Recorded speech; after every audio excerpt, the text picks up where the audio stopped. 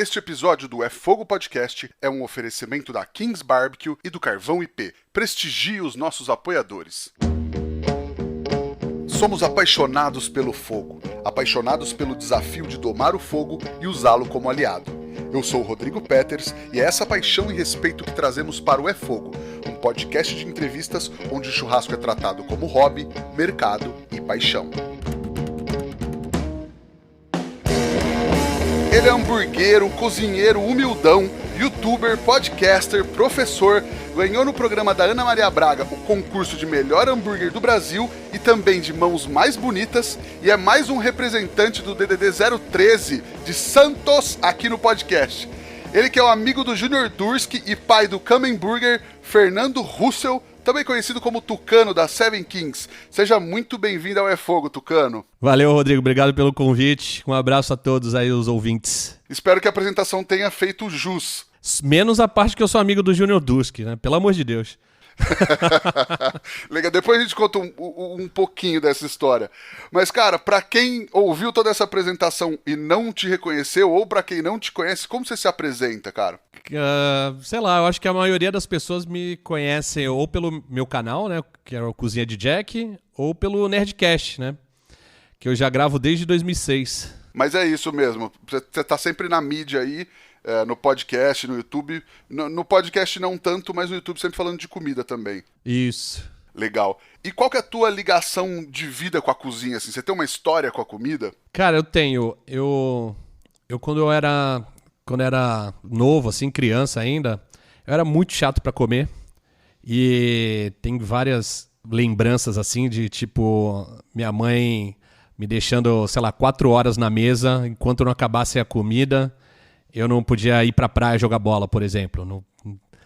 E porque eu não gostava de quase nada de comer.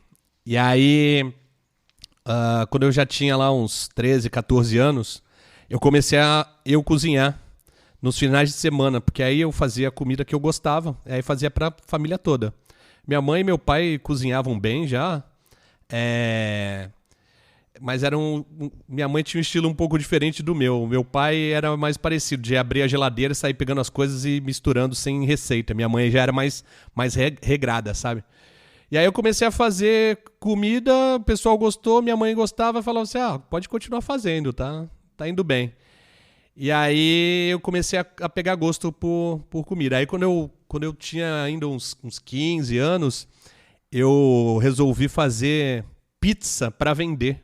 Aí eu fiz uns flyers em papel sulfite, escrito à mão mesmo, assim, desenhei um italianinho, assim, sabe? Um pizzaiolo italianinho. E aí fiz o logo e tal. E aí fiz minha própria massa, congelava e vendia. Eu vendi 2 pizzas, tá? Mas foi quando eu entrei no segmento gastronômico, no ramo de alimentação. Entrou bem no mercado. Aí, isso é quando eu morava no Rio. Quando eu fiz 17 anos, 18, eu mudei para Santos de volta, porque eu nasci em Santos, né? Como você falou na apresentação, 013. E aí eu mudei para Santos, morei um tempo aqui com a família, mas passei a morar sozinho com 19 anos. Aí com 19 anos, morando sozinho, eu comecei a cozinhar mais, né? Porque não tinha ninguém para cozinhar. E aí, eu também descobri que cozinhar bem tinha suas vantagens. Porque, assim como o famigerado violão, a culinária atrai um pouco as meninas. Então eu passei a me especializar, a fazer umas receitas diferentes. E aí fui aprendendo no dia a dia. Depois, com internet, com tudo, fui pesquisando, comprando livro e trocando ideia bastante assim com os amigos e fui aprimorando aí a arte culinária. Eu sou um entusiasta da culinária, mas não sou um profissional, né? Então, recolho aqui a minha humildade. Eu gosto de cozinhar, A comida sai até boa, mas não sou um chefe de cozinha. Legal. Qual que era o hit pra conquistar a mulherada? Um risotinho, alguma coisa nessa pegada? Geralmente eu fazia massa. Tinha um que é o macarrão à la Russell, que é com molho de fungo. Que era Maravilhoso. Esse é o destruidor. Maravilhoso. E aí a coisa começou a ficar mais séria quando você começou o canal mesmo, que é a maravilhosa Cozinha de Jack, no começo, né? Isso. Em 2012, eu tava querendo fazer um canal. Eu trabalhava na universidade, né? Eu sou professor, dou aula no curso de publicidade. E aí, na época, eu era diretor de marketing da universidade. E eu tinha 2 funcionários que tinham sido meus alunos. E aí eu queria fazer alguma coisa com eles e chamei eles para serem meus sócios. E aí cada um fazia uma parte e tal. E aí a gente criou a maravilhosa Cozinha de Jack, que é uma mistura aí, o nome é uma mistura de um programa de culinária das antigas, bem antigas mesmo, que era da Ofélia, que era a Cozinha Maravilhosa de Ofélia, não sei se tu lembra. Opa, claro. E aí, que inclusive, um dos professores do curso de gastronomia da universidade que eu leciono é neto da Ofélia. Que demais, cara. Eu troquei bastante ideia com ele, pedi dicas e tudo mais. O cara é muito gente boa, o Rodrigo Anunciato. E Jack era porque desde 2001, 2002 eu tinha um blog que chamava O Câncer de Jack, que era uma referência ao filme Clube da Luta, que eu gosto até hoje, um dos meus filmes preferidos. E aí eu assinava como Jack. E aí ficou a maravilhosa Cozinha de Jack. E lá eu tive que começar a... Primeiro eu fiz as coisas que eu meio que sabia fazer, se bem que o primeiro prato que eu fiz no canal eu nunca tinha feito na vida, que era uma paleta de javali. Porra, começou bem também. E, caraca, ficou excelente, assim, por ser a primeira vez ainda. Carne ultra macia, ficou bom pra caramba. Mas eu comecei a pesquisar coisas novas, né? Eu invento muita coisa, né, pro canal, mas teve outras coisas que eu comecei a pesquisar, ver em outros canais, ver em canais de fora também. Quando eu vou fazer, sei lá, massa, eu gosto de pesquisar em canais italianos, eu gosto de conhecer a história da comida, e aí eu passei a ter esse modus operandi aí de pesquisar bastante. Ainda cometo minhas caneladas, lógico, mas eu tento fazer as coisas bem fiéis, assim, fazer do jeito que tem que ser feito. Legal, mas faz parte, né? Canelada também faz parte. Principalmente na cozinha. Nossa, se eu for ver os vídeos mais antigos, principalmente, dá até vergonha. Tem um que eu fui fazer um milkshake e eu não sabia usar fava de baunilha. Eu raspei a parte de fora. Eu não sabia que tinha que cortar o meio e usar o miolo. Tem várias coisas que eu fiz, inclusive no churrasco. A mais polêmica é a famigerada picanha invertida. Polêmica. mas dá view também, né? Tem view pra caramba esse vídeo. Claro. É legal, cara. Você falou de vergonha, você falou da Ofélia. Eu vou contar. A gente entrega o ouro aqui. Eu não só lembro da Ofélia, como também deve ter sido, sei lá, 2008, mais ou menos. Eu morava numa república aqui em Bauru na época da faculdade, República da Laje.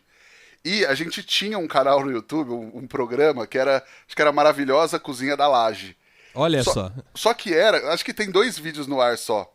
Ainda tem, por isso que eu tô falando vergonha, porque tá no YouTube. Quem quiser ver, vai lá. Mas era assim, a ideia era legal, cara. A receita que eu fiz era o pão à parmegiana, que era um pão com molho de tomate e queijo no micro-ondas. E um outro amigo nosso fez um cheese-steak, eu acho. Eu não lembro mais. Mas era assim, vamos pegar os ingredientes. Os ingredientes tá aqui, vamos pegar os como é que chama? Os instrumentos, os aparatos aqui. Tá tudo aqui na pia, aquela louça gigantesca assim, é só lavar. Pegava o prato, tinha que lavar, era maravilhoso. Pena que não foi pra frente. Bem cozinha de república mesmo, total, né? Total. Não precisava nem fazer o cenário, era perfeita a ambientação. Cara, e aí, do teu canal, O objetivo, você falou que tinha sócios e tal, não era só uma brincadeira. Você tinha objetivos? Tinha algum lugar que você queria chegar e que você conseguiu chegar com o canal? Cara, era basicamente digamos, um incremento de verba. Principalmente para os meus sócios, porque eu dava aula e era diretor de marketing. Então eu tinha um salário ok, mas eles estavam começando ainda, né? Acabado de se formar. Aí eu falei assim, porra, vamos ver se a gente ganha um dinheiro e aí complementa o orçamento aí de todo mundo, né? E aí começamos a fazer e realmente deu alguma grana enquanto a gente levou a sério, levou como um job mesmo. Era muito a gente sacrificava muito porque gravava nos finais de semana. Os finais de semana que teoricamente era folga, porque eu dava aula todos os dias e trabalhava no marketing todos os dias, jornada dupla, e aí chegava o final de semana, passava um dia inteiro gravando, tinha dores nas costas, ficava deitado no chão entre um episódio e outro. A gente tentava gravar o máximo possível, né, pra ter outros finais de semana livres. Mas enquanto a gente estava levando mais a sério, deu certo, assim. Deu uma graninha, sacou? Legal. Mas é legal a galera ver também que assim, tinha gente por trás, tinha minimamente uma equipe envolvida. Se eu não me engano, eu acompanhei bastante. Se eu não me engano, acho que nos créditos tinha uma época que tinha uma pessoa, ou nutricionista, ou chefe de cozinha envolvida também, não tinha? Então, a mulher do meu sócio, ela é gastrônoma, né, formada. E era pra ela que a gente perguntava sempre quando tinha alguma dúvida. Então a gente botava ela como consultora do canal, né? Ah, legal. E aí era eu, a Juliana, que filmava e editava, e o Fábio, que cuidava meio que dirigia, cuidava do áudio, depois passou a editar também, e fazia parte dos elementos gráficos e tal. Aí ficou meio que todo mundo fazia um pouquinho e dava certo. Justo. Cara, e aí, uns anos depois, rolou o concurso na Ana Maria Braga. Como é que foi essa história, cara? Eu sempre fui avesso a concurso, competição, assim, porque eu odeio perder. E as chances de perder são muito altas. Realmente. Mais do que de ganhar. Então, para eu não me frustrar, eu já nem me inscrevo nessas paradas. O pessoal fica falando, Masterchef. Eu falei, imagina, eu sou limitadíssimo na cozinha. Ia ter coisa que iam falar, sei lá, para fazer peixe. Eu nunca fiz peixe na minha vida, eu não como peixe. Então, eu não saberia fazer, sacou? Então... Eu vou retirar o que eu falei do 013, então, caramba. O cara de Santos não come peixe? Pois é, o caiçara que não come peixe é foda, né? Mas aí... eu já tinha decidido largar a minha vida no marketing, porque estava muito exaustivo e eu já estava naquilo há muito tempo. Eu continuei dando aula, mas larguei o principal, que era o departamento de marketing, que eu era diretor lá, e abri uma hamburgueria com 2 amigos aqui de Santos, né? Aí, quando foi, talvez em março, a minha irmã mais nova chegou e falou que ia ter concurso da Ana Maria Braga de melhor hambúrguer do Brasil. E aí eu falei, não, beleza, mas não me inscrevi, né? Nem me passou pela cabeça. E ela ficou insistindo, já se inscreveu? Já se inscreveu? Falava direto no WhatsApp. E apesar de eu ser o formado em publicidade, em marketing, foi a minha esposa que chegou e falou assim, pô, vai lá que se você for pra final, é um puta de uma propaganda, né, pra hamburgueria. Né? Se você for citado já no programa da Ana Maria, já é um puta de uma propaganda. Eu falei, porra, aí sim vale a pena, né? Foda-se se vai ganhar ou se não vai, mas pelo menos tem uma divulgação da hamburgueria. A gente tava na época procurando imóvel ainda. Não tinha nada certo, a gente não tinha nome, não tinha nada. Ah, legal, mas pelo menos o projeto já estava caminhando, vocês já estavam montando a hamburgueria, não foi... a hamburgueria inaugurou poucos meses depois do concurso, né? Então não foi por causa do concurso, foi o contrário, né? Isso, a hamburgueria inaugurou em novembro, o concurso foi em setembro, mas a gente já estava desde março ou fevereiro procurando imóvel, e minha esposa ela é engenheira, né? Então ela ia com a gente, olhava, via se a elétrica estava tudo certo no imóvel, quanto ia gastar de reforma, porque eu e mais 2 sócios, mas os 3 eram duros, sacou? A gente tinha pouquíssima grana para investir. Era aquilo e não podia dar errado, sacou? Não podia dar errado. E aí eu até falei pro meu sócio, pro Prieto, para ele se inscrever também no concurso, porque dobrava a chance, né, de alguém se dar bem nesse concurso. E aí eu resolvi fazer. E a escolha da receita foi porque eu já tinha feito o Camemburger, era uma outra versão, não tinha bacon, mas eu já tinha feito o Camemburger no canal. Eu tinha feito em 2015, o concurso foi em 2017. E eu me lembro do Lierson falando, caraca, um dia eu ainda vou botar na hamburgueria, na trade, eu vou botar esse hambúrguer. Que esse hambúrguer deve ser muito foda, cara. Camembert empanado, que foda, não sei o que, ele falava muito bem. E, pô, o Lierson era um dos caras que eu conhecia que manjava pra caralho de hambúrguer, né? Ele era fundador do site Hamburgueros. Ele e o meu sócio, né? O Prieto. O Prieto também era fundador desse site, que era de fazer review de hamburguerias e tal. Sim. E aí eu falei, pô, vou fazer esse, mas eu vou dar uma incrementada, porque ele era só o pão, carne, o camembert empanado e a maionese verde. E aí eu falei, não, precisa ter um bacon, vai ser um X-bacon, só que diferente. E aí inscrevi.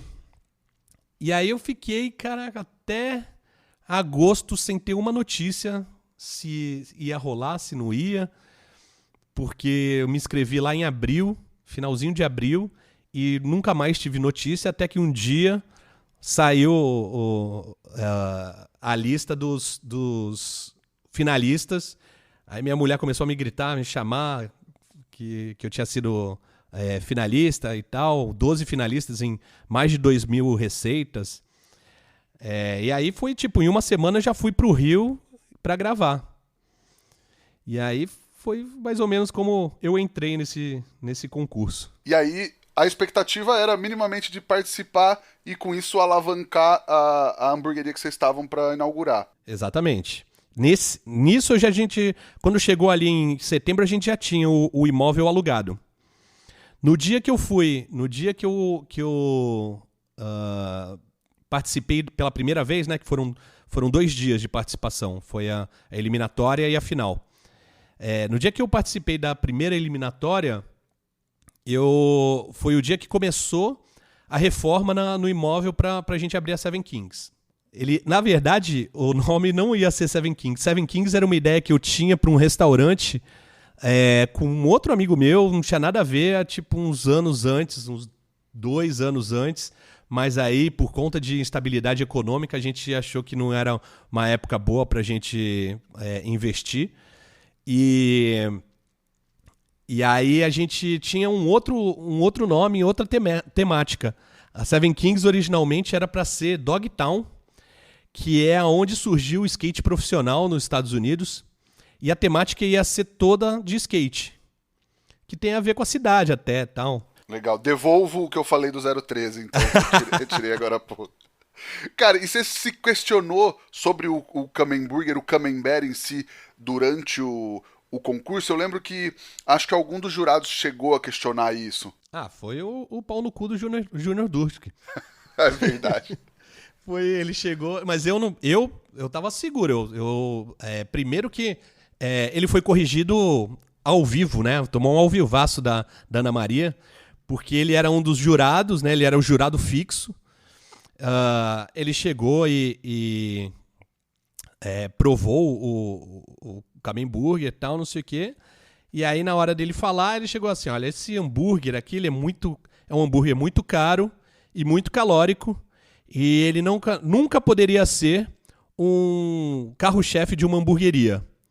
Aí a Ana Maria virou pra ele e falou assim, mas você tá aqui pra julgar se ele é o mais gostoso ou não. Não é pra saber se ele é carro-chefe ou não de hamburgueria.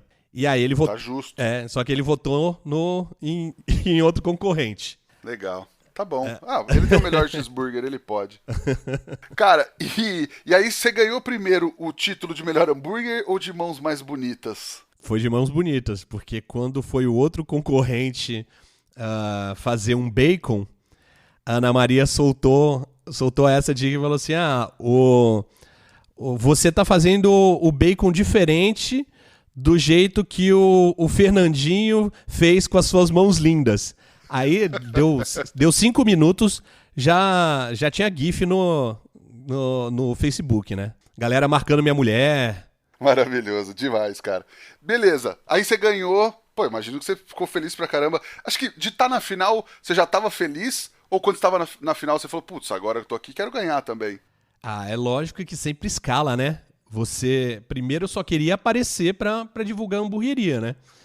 Aí depois fui lá era eu e mais três competidores. Aí eu falei, pô, eu podia pelo menos ganhar aqui ir pra final, né? Aí ganhei. No que ganhou, tu já começa a pensar, porra, já tô chegando na final, agora eu quero ganhar, né? E aí você sempre vai escalando, sempre vai querendo um pouquinho a mais.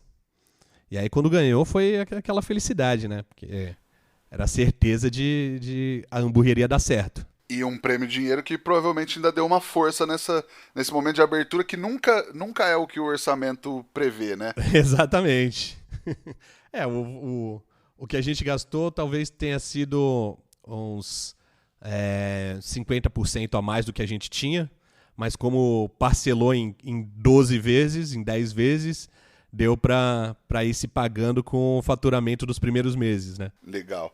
Beleza, aí você ganhou... 2, 3 meses depois estava inaugurando a Seven Kings, né? Explica um pouco para as pessoas como é a casa, qual é o conceito da casa, como foi a concepção. Então, a gente estava pensando nessa temática aí de skate, né? Porque os três andaram de skate, né? Não que a gente ainda seja skatista, eu acho que eu sou o único que ainda anda de vez em quando. Tipo, eu vou trabalhar de skate às vezes e tal. Mas o Prieto fazia downhill, né, skate downhill. O Rodrigo também andava de skate quando era novo. E aí ia ser Dogtown. Só que tinha um problema. Todo mundo associava Dogtown a hot dog, não a hambúrguer. Sim, foi a primeira coisa que eu pensei também. O Jovem Nerd chegou, ligou pra esposa dele, ele tava numa reunião. E aí eu tava com ele, eu tava explicando pra ele e tal. Ele chegou assim... Mas as pessoas não vão confundir com hot dog e tal, não sei o que. Eu falei, pô, não sei, eu acho que não. Aí ele chegou, mandou mensagem pra esposa dele, perguntando, o que te associa Dogtown? Aí ele me mostrou a resposta, ela falou, hot dog. Sem ela estar na discussão, né? Uhum. Sem dar mais detalhes. Aí a gente falou, realmente eu acho que a galera não vai associar.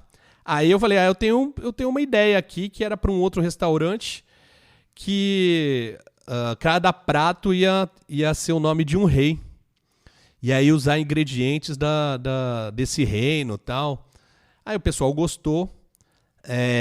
Tinha a ver um pouco com o universo nerd, né? Que a maioria do pessoal que me segue e tal é desse universo aí de cultura pop, né? Cultura geek. E esse imaginário medieval, fantasia, tá muito ligado, né? Aí eu falei assim, acho que tem a ver, vamos fazer. E aí a casa é uma hamburgueria com temática medieval, que cada hambúrguer são 7 reis, cada rei é um hambúrguer. O nome Seven Kings vem de duas coisas. Primeiro que o estúdio de tatuagem que eu fiz a minha primeira tatuagem chamava King Seven, no Rio de Janeiro. Olha só.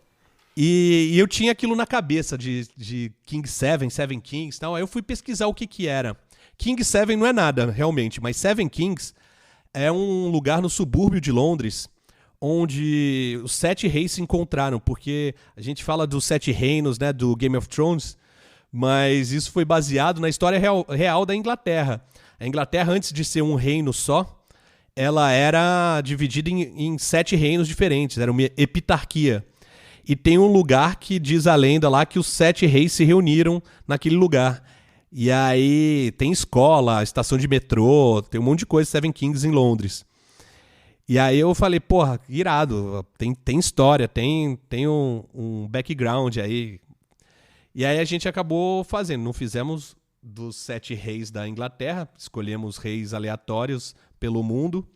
Inclusive no começo tinha até imperador, mas quando a gente abriu a casa, ela era uma hamburgueria normal, mas só que com detalhes medievais. Tinha espada, tinha escudo, tinha os reis no cardápio, o nome dos sanduíches mais tradicionais, né? Cheeseburger, X-Bacon, X-Salada, são os plebeus, os acompanhamentos são escudeiros.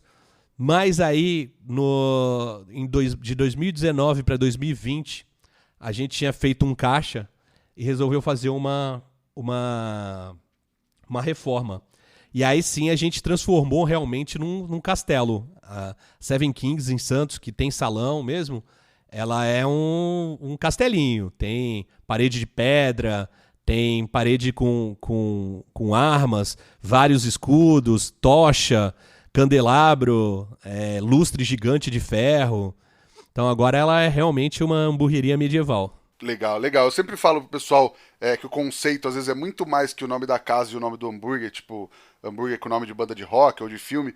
Enfim, você é do marketing, você também soube trabalhar, não só você, né, mas souberam muito bem trabalhar esse conceito, né? Uhum. E aí, cara, vocês também trouxeram a ideia do pão de cará, né? Isso. Aqui em Santos é um pão famoso, né? Aqui o pessoal... É engraçado, o pessoal chama pão francês de média. Qualquer lugar do Brasil, média é café com leite, né? Aqui, média é o pão francês. Só que o pessoal tem o costume de comprar, sei lá, metade pão francês, metade pão de cará. Que parece com um pão de leite, mas é diferente. Mas vai cará? Então, na maioria das padarias não vai mais cará. Eu tava lendo outro dia, eu vi essa que é uma polêmica, assim, até, né? Isso. Que o pessoal fala que, enfim, talvez já tivesse tido, alguns lugares até fazem, quando vão fazer especificamente uma homenagem e tal, mas o de vocês vai cará ou não vai? Então, depende do fornecedor. Nós temos 2 fornecedores. A gente vai escolhendo qual que tá melhor, tipo um leilão. Tem um que não vai e tem um que vai, que foi desenvolvido com cará exclusivamente pra gente. E aí esse pão vai cará, mas tem um outro que não vai, mas é o pão de cará mais original, mais próximo do de Santos. Legal, mas legal também, enfim, trazer um elemento super tradicional da cidade pra hamburgueria, né? Sim, sim. E aí, como é que foi quando você efetivamente abriu a hamburgueria e teve que levar uma peça inteira de camembert para as planilhas e tal, para ele ser viável comercializar? Além de lembrar do Junior Durski, como é que foi? Foi fácil? Foi tranquilo? Foi um desafio? Então, a gente, lógico, fez várias, antes de abrir, né? Fez várias simulações, plano de negócios. A gente estudou bastante. Hoje eu vejo que a gente deveria ter estudado inclusive mais. Mas a gente tinha uma previsão de quanto ia vender. Vencendo o concurso, essa previsão foi pra casa do cacete, né? Seria fácil tirar o Camemburger do cardápio se eu não tivesse ganho o concurso. Né? Porque seria só mais um hambúrguer. Se o pessoal não comprasse porque é caro, ok, eu vou e tiro e boto outro no lugar. Só que as pessoas conheceram ele e ele é realmente pornográfico, né? Ver o queijo derretendo, parece uma lava escorrendo, uma explosão de sabores, a galera fica maluca. Talvez fizesse sucesso mesmo sem ter ganho. Mas depois que ganhou, a gente sabia que ele ia ser um sucesso. Ele é muito mais caro do que os outros. Não tem como, porque o queijo camembert é um queijo caro, né? Mas, para você ter uma ideia, a gente já vendeu mais de 40 mil camemburgers. a gente mudou o comércio de queijo camembert, pelo menos na região. O nosso fornecedor, ele vendia 10 caixas de camembert por mês. A gente passou a comprar 12 por semana. Então, as planilhas nunca iam prever isso, esse sucesso todo, né? Legal. Ele sendo o campeão atrai muito mais, e aí você acaba tendo que repassar esse custo, né? Sim, lógico. E imagino que é o mais vendido até hoje. Ele é o mais vendido, ele tem, em média, uns 25% a 30% de toda a venda de hambúrguer da Seven Kings, de todas as unidades. Legal. Eu sempre gosto de lembrar pra você que se você quer dar aquele upgrade no seu churrasco ou no seu negócio, as carnes e os burgers defumados são uma ótima opção.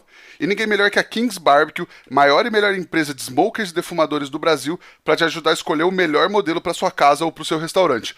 Fala com eles que tem modelos de todos os tamanhos e já tem pit da Kings de norte a sul do Brasil, revolucionando o mercado do churrasco defumado. Chama Kings e fecha com o certo. Cara, e aí tem isso, né? Recentemente vocês começaram a expandir para São Paulo também, né? Isso. Foi meio por causa da crise, né? Da pandemia. A gente tem aqui um restaurante com uma casa razoavelmente grande, né? E ficamos aí um tempão com o salão fechado. E a conta não bate, porque uma casa tem muita despesa. Além de eu ter muitos funcionários, e ainda bem, até hoje a gente não teve que demitir ninguém da equipe por causa da pandemia, mas a conta não ia fechar. E aí a gente correu atrás de ir para São Paulo em modo delivery. Então a gente abriu a primeira cozinha na região lá dos Jardins. No começo a gente alugou a cozinha pronta. Depois a gente comprou dos antigos donos essa cozinha. Não o imóvel, né? O ponto e os equipamentos todos. E depois abriu uma também na Zona Oeste, na região ali do Jaguaré. E aí conseguimos diluir os custos da Casa de Santos, que é a que tem mais despesas, né? Com o faturamento das outras duas casas. Isso foi o que salvou a Seven Kings, na verdade. A gente teve que se ajustar a várias coisas, tomar mais cuidado com estoque, com tudo mais. Mas a gente, se não tivesse São Paulo, provavelmente a gente não tinha aguentado o tranco. Entendo. E aí, acho que muita gente tá nessa situação, né? E as Dark Kitchens em São Paulo bombando também é o que tá acontecendo nesse momento, é o delivery. Acho que foi um momento legal para vocês entrarem em São Paulo também, né? Uhum. A gente já tinha pesquisado imóvel em São Paulo, mas para abrir um salão mesmo, né? Um restaurante. A gente chegou a ver vários imóveis, pesquisar e tudo mais, levantar os custos, mas foi até bom a gente não ter conseguido levar adiante na época, porque senão seriam duas casas dando despesa, né? Esse jeito de entrar primeiro como delivery, para depois fazer um caixa e não se endividar e esperar tudo voltar meio que ao normal, né? Foi realmente um plano muito melhor. Legal. E aí, mesmo com esse panorama de incerteza que a gente vive, vocês têm outros planos ou agora pagar as contas, esperar voltar para refazer outros planos? A gente no começo do ano passado, a gente tinha entrado em contato com uma empresa de franquia, né, para a gente começar a franquear a marca, e a gente estava com o plano de expansão do restaurante para São Paulo. Esses dois planos ficaram em stand-by e quando tiver todo mundo vacinado, a gente volta a pensar o que vai fazer. Agora, por enquanto, está pausado mesmo. Boa, esperando o Zé Gotinha só. Mas a ideia é ter Seven Kings no Brasil inteiro, né? O pessoal, toda vez que eu posto alguma coisa, o pessoal Quando é que vai abrir em Belo Horizonte, em Curitiba, Rio de Janeiro, tem que ter 021 também. É legal que você tem esse público no Brasil inteiro, né? Então já tá com, não dizer meio caminho andado, mas um terço pelo menos já tá feito, né? Aham. Cara, e aí, hoje você tá ensinando no seu canal as receitas dos burgers da Seven Kings, né? Você conta tudo? Tem algum segredo? Ou a ideia é compartilhar tudo mesmo? No primeiro vídeo que eu fiz, um cara chegou e perguntou: mas você vai ensinar tudo? Eu falei até em vídeo isso. Eu falei: amigo, eu ensinei a fazer o Camemburger, que é o carro-chefe da hamburgueria. Quem quiser tá lá passo a passo, do jeito que a gente faz na hamburgueria. Do jeito que foi concebido, do jeito que foi ensinado também no programa da Ana Maria Braga. Por que eu não iria ensinar passo a passo os outros? As pessoas às vezes têm um medo de compartilhar os seus truques culinários, tal, não sei o quê. Mas, primeiro, o número de pessoas que vai fazer em casa, que vai querer sujar a casa toda, encher a casa de fumaça e reproduzir aquela receita, é pequeno. Segundo, que se você for fazer em casa, você vai fazer em casa pela diversão que é cozinhar. Porque você nunca vai comprar os ingredientes pelo preço que um restaurante compra. Né? O restaurante compra em larga escala, então vai ter sempre os preços mais baixos. Então não vale a pena financeiramente você fazer em casa. É mais de você se sentir realizado, falar: eu consegui fazer, eu gosto de cozinhar, vou fazer. Né? Então, reduz muito. E mesmo outras hamburguerias que queiram ver. Outro dia eu vi lá um cara que não só pegou a receita de um dos meus hambúrgueres, que eu ensinei no canal, como pegou a foto. Aí eu dei um esculacho no cara, porque a foto não podia usar. Se ele quiser usar a receita, pode. Não tem problema, eu ensinei pra isso mesmo. Agora, tira a sua própria foto. Não engana o teu cliente falando que o teu sanduíche é daquele jeito, porque daquele jeito é o meu sanduíche. Né? E aí eu fui ver na hamburgueria do cara como é que o cara fazia. O cara tinha um serviço de delivery. Tá tentando ganhar a vida com isso, tudo bem. Mas ele não faz por exemplo, com cheddar inglês, ele faz com American cheddar, que é outra qualidade. Ele não vai usar o blend que eu uso, porque é loucura, porque o meu blend é muito caro. Todos os ingredientes que a gente usa são de primeiríssima qualidade, então eu sei que não vai ser a mesma coisa. Fora que uma hamburgueria não se faz só pelas receitas, né? Tem toda uma imagem de marca que tem que ser trabalhada. Né? Se alguém chegasse e descobrisse a fórmula da Coca-Cola hoje e fizesse um refrigerante igual, não ia ser a Coca-Cola. Coca-Cola tem 100 anos, não que a Seven Kings tenha 100 anos, mas já tem uma história, né? Então, assim, por mim, eu ensino qualquer coisa da Seven Kings. Não estou preocupado com isso. Tanto que a gente fez os 7 hambúrgueres, 2 estão no cardápio hoje e outros 5 são de reis que são reis convidados, né? Que a gente faz sazonalmente. Legal, acho que a ideia é bem essa mesmo. E é o que você falou, né, cara? A receita, um produto bom é só o começo do negócio de gastronomia, né? Uhum. Tem uma parada que eu falo sempre, que é cozinha é open source. Não existe esse negócio de registrar a receita e é só minha. Pra mim, né? É o meu entendimento. Porque eu bebi de tantas fontes de cozinha que seria egoísmo meu tudo que eu aprendi eu não passar pra frente. Quando eu vou fazer um prato, por exemplo, eu vou fazer um risoto, eu já vi 10 vídeos de risoto, vi o Genaro Contaldo fazendo risoto, vi o Jamie Oliver fazendo risoto, vi, sei lá, um monte de gente fazendo risoto, pego um pouquinho daqui, um pouquinho dali, leio livros de receita, técnicas de escolas de culinária, tipo Cordon Bleu. Então, assim, eu tô estudando, mas eu não inventei nada. O próprio camembert empanado não fui eu que inventei. Eu botei no hambúrguer, mas já existia camembert empanado. Eu comia camembert de uma forma diferente antigamente. Eu cortava a tampinha dele, botava no micro-ondas por 30 segundos, ele virava um creme e eu comia com torradinha e geleia de pimenta. Fica uma delícia. Eu ensinei a fazer isso no canal, sei lá, em 2013, alguma coisa assim. Só que, de repente, apareceu na minha timeline de alguma rede social alguém fazendo camembert empanado. Aqueles vídeos que eram moda, que era só a mãozinha aparecendo, sabe? Sim, sim. E aí eu falei, caraca, que coisa foda. E pensei, porra, já pensou se botasse isso no hambúrguer? Que coisa foda que seria? E botei. E aí eu falei assim, eu inventei o camemburger. Mas, por exemplo, o nome camemburger eu tirei de uma hamburgueria que eu fui no País de Gales, que ia camembert, que não era empanado, tá? Era um camembert, uma fatia de camembert derretido, mas eu achei o nome sensacional. E aí, pô, é uma hamburgueria de Cardiff.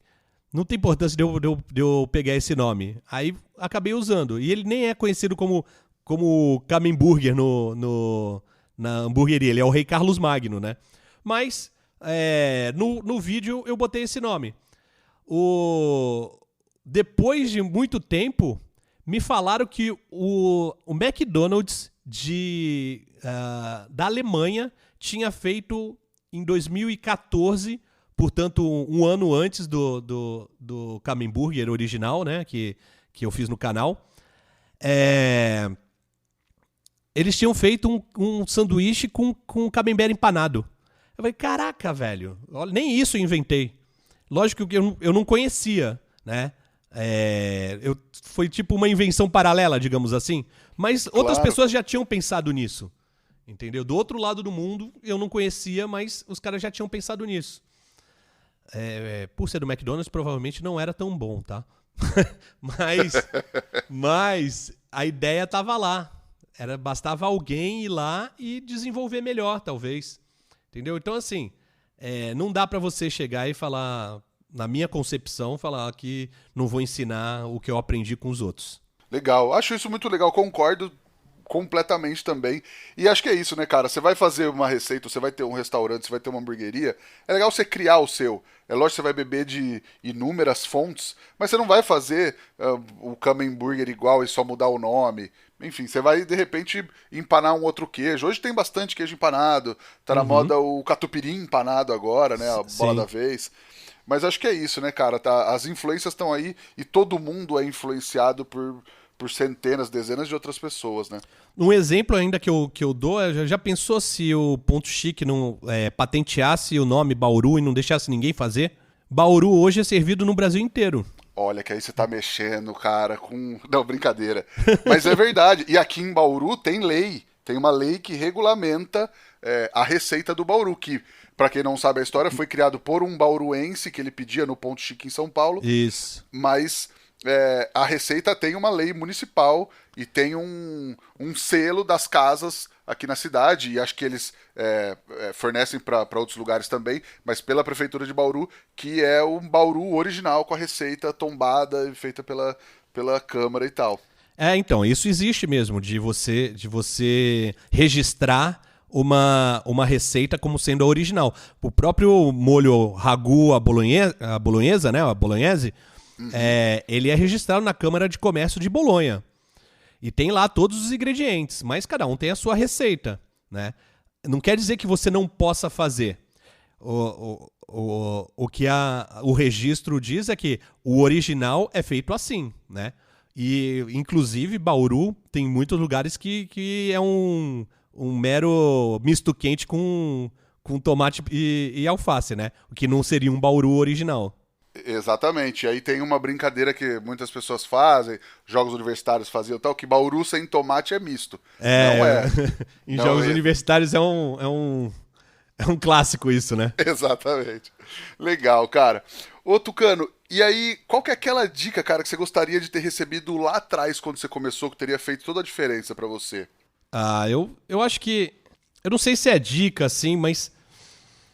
A culinária, assim, se você gosta, se é uma pessoa apaixonada por cozinha e quer se aprimorar, demanda muito estudo, muita pesquisa. E trocar ideia. E não tenha medo de perguntar e de encher o saco dos outros perguntando, porque só assim que você vai aprender. Se você resolver que você vai ser autodidata e não ouvir outras pessoas que já tentaram, vai ser um caminho muito difícil. Não estou falando que a pessoa não consiga cozinhar minimamente bem se ela aprender sozinha. Mas tem tantas dicas no dia a dia, desde como segurar uma faca, de temperatura de fogo, tanta coisa que outras pessoas já tentaram e podem te ensinar, que vale a pena você pesquisar e ir atrás de informação. Justíssimo. A gente tem um quadro aqui, cara, que é o Lenha na Fogueira, onde a gente teoricamente fala de polêmica. A pergunta polêmica é: qual o melhor hambúrguer do Brasil, na tua opinião? Cara, eu não consigo eleger um hambúrguer assim, sabe? Porque eu não consigo eleger nem dentro da Seven Kings qual que eu gosto mais. Uhum. Mas tem vários hambúrgueres que eu gosto muito. Pô, eu gosto... Eu durante muito tempo, em Santos não tinha hamburgueria boa. Era só aquele hambúrguer safado, assim, sabe? De bar. Então, a gente ia pra São Paulo pra comer hambúrguer. Pegava no final de semana e ia pra São Paulo pra visitar as hamburguerias. Então eu comi muito hambúrguer bom lá e bebi muito na fonte do Paulo Yoller no Meats. Adorava ir no Meats. No Zedeli fui muito, já fiz aniversário no Zedeli. Que mais? Trad. Pô, a Trad eu fui muito também. Na época ainda que o Lierson era chefe lá. Era tratado como rei. E, pô, sempre fui muito bem atendido lá e a carne era excepcional. Não consigo chamar um hambúrguer esse hambúrguer é excelente. Quer dizer, todos são excelentes, mas esse hambúrguer é o melhor do Brasil. Legal. Mas acho que tem boas referências aí, né? E aí, cara, a gente tem a nossa pergunta de R$1 milhão, que é: o que o fogo significa pra você, Tucano? O fogo? Cara, o fogo mudou a história do ser humano, né? Se alguém não tivesse percebido que a comida... se botar a comida perto daquele incêndio que o relâmpago fez num pedaço de árvore seca, a gente provavelmente nós não seríamos a espécie dominante. Então o fogo é primordial. Maravilhoso. Você tem uma receita, um truque, uma dica pra passar pra galera que tá nos ouvindo agora? Já que a gente tá aqui num podcast que fala bastante sobre churrasco, a primeira coisa numa churrasqueira só pode haver um, tipo Highlander. Justo, tem que ter o dominante. Não dá pra todo mundo ficar controlando a churrasqueira, porque senão vira zona. Pode ter mais de um churrasqueiro no grupo? Pode, mas quando sai um, dá aquele tapinha na mão, sai um, entra o outro. Substituição. Substituição, isso aí, porque o churrasqueiro tem que descansar também. Justo. E sempre trabalhar com ingredientes de qualidade, que isso faz toda a diferença. Não tem churrasqueiro bom que consiga transformar uma carne ruim em carne boa. E isso para qualquer tipo de receita. E o terceiro é praticar sempre fazer tudo com amor, porque faz diferença. Não é colocar sazon, tá? Fazer com amor. Exatamente. É você fazer com carinho mesmo aquilo e fazer para as pessoas gostarem, sabe? O que me motivava sempre são os elogios depois que as pessoas comem o que eu preparo. Quando eu falo, nossa, isso aqui tá maravilhoso, nunca comi uma carne desse jeito, nunca comi um risoto tão bom, tal. Isso é o que motiva o cozinheiro a continuar cozinhando e sempre fazendo melhor. Maravilhoso. Cara, você tem alguma dica, alguma coisa pra indicar, na verdade, pra galera assistir, ler ou visitar? Fora o Cozinha de Jack, mais de 300 receitas lá. E fora Seven Kings também? E fora Seven Kings. Eu gosto muito de um canal gringo. Tem muitos canais nacionais excelentes aqui. Pro dia a dia, O Receita de Minuto da Gi é excelente. Acabou de bater 1 milhão de inscritos. Ela é dinossauro do YouTube. A gente costuma falar que quando a gente chegou, só tinha mato. Só tinha o Brog, a Gi e mato. Legal, verdade. E eu gosto do canal do Mohamed. Gosto de um canal gringo chamado Food Busker. E gosto de um canal italiano para fazer massa. Um canal italiano chamado... deixa eu lembrar... Giallo Zafferano. Que é muito bom, muito didático. É isso? Alguma coisa de livro, filme, alguma coisa? Música? O livro que mais me ajudou, na culinária, chama-se... Peraí. Tá aqui na minha mão. Chama-se Todas as Técnicas Culinárias, do Le Cordon Bleu. Ele ensina passo a passo das coisas mais simples às mais difíceis, todas as técnicas culinárias. E aí isso é bom para quem faz churrasco, para quem faz hambúrguer ou para quem faz risoto, massa, qualquer coisa. Esse livro é sensacional. Legal, uma baita bíblia, né? É. Maravilhoso. Esse livro eu ganhei de um tio meu, mas antes dele me dar esse livro, eu ia na biblioteca da universidade consultar ele. Legal. Ele é basicamente isso, né? Tem tudo que você precisa saber. É uma enciclopédia de técnica, né? Exatamente. Legal. Lembrando que todas as indicações aqui também vão estar no nosso feed do Instagram depois pra galera consultar, e que na bio tem um link que você pode comprar esse livro e todos os outros que já foram indicados aqui no podcast, ainda dá aquela força pro nosso trabalho. Tucano, quem quiser te encontrar na internet, no YouTube, Instagram da vida, você, a Seven Kings, teu canal, por onde te procura? No Twitter e no Instagram é @cancerjack. O Instagram do canal é @cozinha de Jack.